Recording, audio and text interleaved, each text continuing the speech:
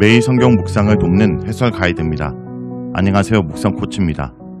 함께 읽고 나눌 말씀은 로마서 3장 1절에서 20절까지 말씀입니다. 바울은 율법을 맡은 유대인들의 나음과 할례의 유익을 인정하면서도 본질적으로는 차이가 없으며 이방인과 유대인 모두 제 아래 있다고 선언합니다. 따라서 제 아래 있는 불의한 이방인과 유대인은 의로우신 하나님의 심판을 피할 수 없습니다. 1절에서 8절 읽겠습니다. 그런즉 유대인들의 나음이 무엇이며 할례 유익이 무엇이냐? 범사에 많으니 우선은 그들이 하나님 말씀을 맡았음이니라. 어떤 자들이 믿지 아니하였으면 어찌하리요? 그 믿지 아니함이 하나님의 미쁘심을 패하겠느냐? 그럴 수 없느니라. 사람은 다 거짓되되 오직 하나님은 참되시다 할지어다. 기록된 바 주께서 주의 말씀에 의롭다함을 얻으시고 판단하실 때 이기려 하심이라 함과 같으니라. 그러나 우리 불의가 하나님의 의를 드러나게 하면 무슨 말하리요? 내가 사람의 말하는 대로 말하노니 진노를 내리시는 하나님이 불의하시냐? 결코 그렇지 아니하리라. 만일 그러하면 하나님께서 어찌 세상을 심판하시리요? 그러나 나의 거짓말로 하나님의 참되심이 더 풍성하여 그의 영광이 되었다면 어찌 내가 죄인처럼 심판을 받으리요? 또는 그러면 선을 이루기 위하여 악을 행하자 하지 않겠느냐?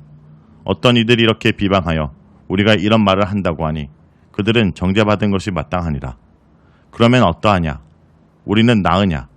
결코 아니라.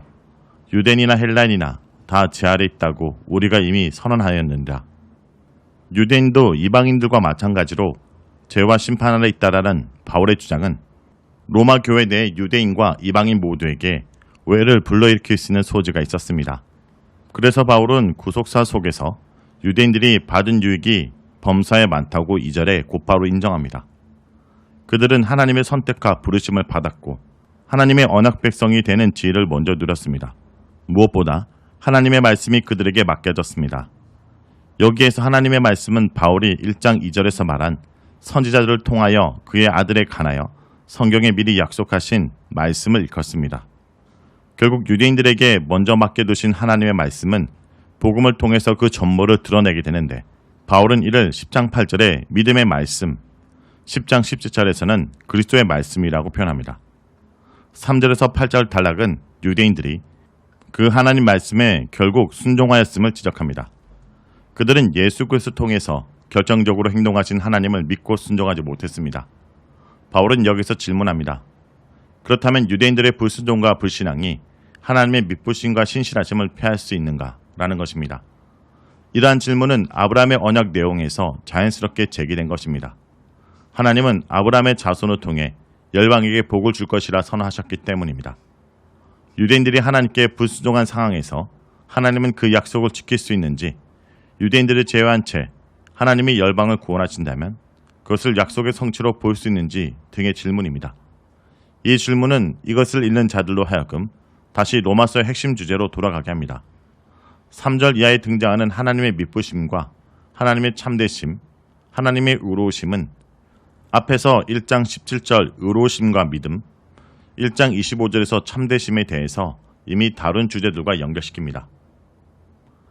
바울이 이미 1장 16절에서 17절에 선포한 것처럼 하나님은 복음 속에서 하나님의 능력과 의로움을 나타내 보이셨습니다. 문제는 어떻게? 라는 것입니다. 일단 여기서 바울은 디베트리바 형식, 즉 가상의 대화 상대들을 설정하여 말하는 방식을 사용하여 유대인들에게부터 제기될 만한 추가적 질문들을 던집니다.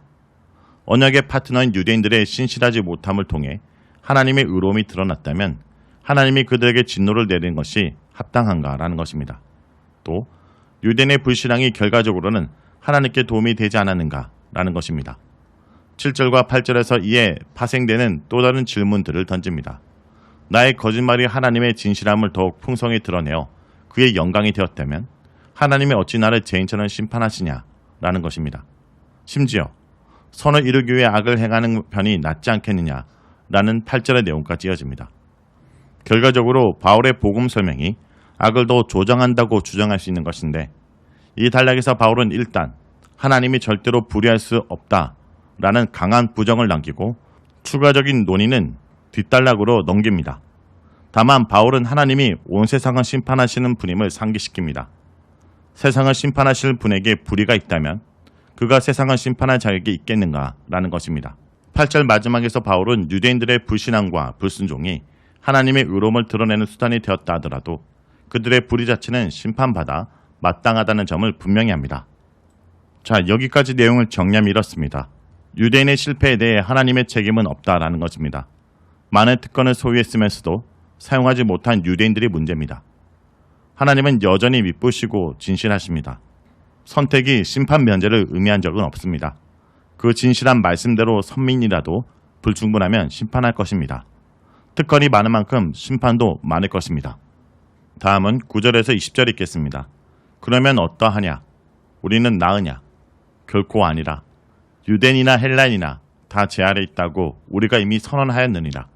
기록된 바 의인은 없나니 하나도 없으며 깨닫는 자도 없고 하나님을 찾는 자도 없고 다 치우쳐 함께 무익하게 되고 선을 행하는 자는 없나니 하나도 없도다. 그들의 목구멍은 열린 무덤이요 그 혀로는 속입을 일삼으며 그 입술에는 독사의 독이 있고 그 입에는 저주와 악독이 가득하고 그 발은 피 흘리는 데 빠른지라. 파멸과 고생이 그 길에 있어 평강의 길을 알지 못하였고 그들의 눈앞에 하나님을 두려워함이 없느니라 함과 같으니라.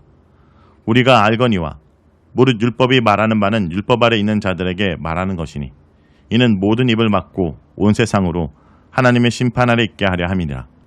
그러므로 율법의 행위로 그의 앞에 의롭다 하심을 얻을 육체가 없나니 율법으로는 죄를 깨달음이니라. 유대인과 이방인 모두가 죄 아래 있기는 마찬가지입니다. 10절 이하에 나타난 영속된 구약 인용은 바로 그러한 상황 속에서 인간의 죄악을 묘사하고 있습니다. 이 죄악의 목록들이 의인은 없나니 하나도 없다 라고 시작하는 것에 주목할 필요가 있습니다. 의인은 하나님의 언약에 신실한 그의 백성을 지칭합니다. 유대인이든 이방인이든 아무도 하나님의 언약 백성이 아닙니다. 10절에서 18절에 나타난 악의 목록이 하나님에 대한 두려움이 없다라는 묘사로 끝나는 것은 인간의 죄악이 결국 하나님과 관계 단절에서 비롯된 것임을 상기시킵니다. 그런 점에서 목록 처음에 등장하는 의인은 곧 하나님을 두려워한 자입니다. 11절에서 17절에 묘사된 악의 목록은 1장 18절에서 32절에 등장하는 이방인의 악한 삶의 모습에 대한 묘사를 연상시킵니다. 하나님을 떠난 인간은 먼저 그들의 지각에서부터 하나님을 상실하고 다음으로 영적, 윤리적 방향 감각을 상실하여 언어와 행동에서 악의 열매를 맺습니다. 그들의 삶은 결국 파멸과 고생뿐 하나님이 주시는 평화의 길에 이르지 못합니다. 하나님은 유대인이라는 한 민족을 택하여 그들에게 모세율법이라는 특수한 규례를 주시면서 그것을 준수함으로써 하나님을 향한 언약적 신실함을 나타내 보이라고 명령하셨습니다. 모세율법이 말하는 바들은 1차적으로는 그 율법 아래 살아가는 유대인들을 향한 말씀입니다. 그러나 하나님과 이러한 특별한 관계 속에 살아왔던 유대인들마저 죄 아래 놓여 있다면 온 세상은 말할 것도 없습니다. 20절에 율법의 행위들은 무엇을 말하는 것일까요?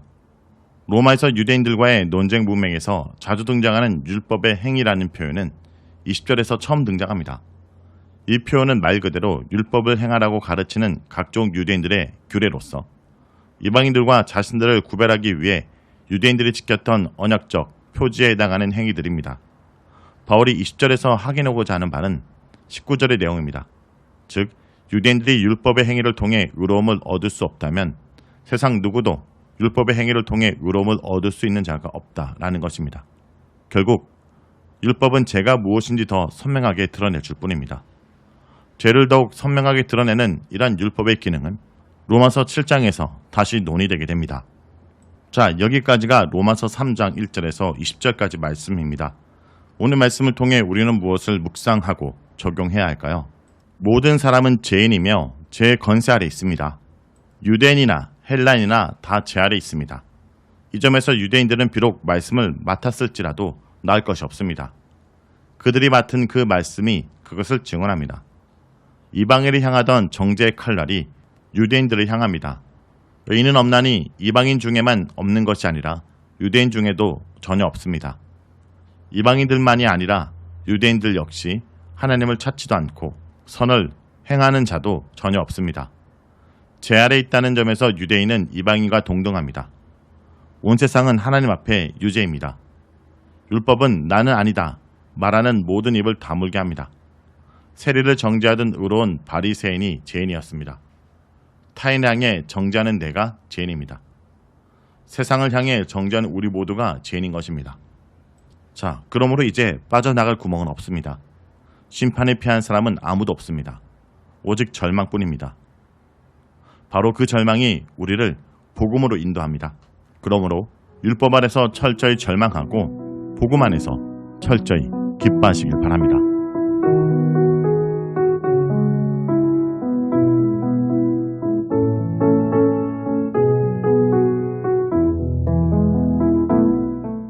주의 따스한 사랑에 품에 안길 때 부드러운 주의 임재 나 느낄 때 눈부신 주님을 나 기뻐 누리며 온 마음 다해 주 찬양해 주가 나에게 사랑을 속삭이실 때 순전하신 주의 사랑 나 느낄 때 눈부신 주님을 나 기뻐 누리며 내 삶 되려 주 경배해 나 이제 주 앞에 두 손 들고 나옵니다. 주 얼굴 바라며 내 사랑 드립니다. 언제나 주 함께 걸으며 주가 주 되심 나 누리니 오 나의 주님 사랑합니다. 우리 함께 찬송할까요? 주의 따스한 사랑에 품에 안길 때 부드러운 주의 임재 나 느낄 때 눈부신 주님을 나 기뻐 누리며 온 마음 다해 주 찬양해 주가 나에게 사랑을 속삭이실 때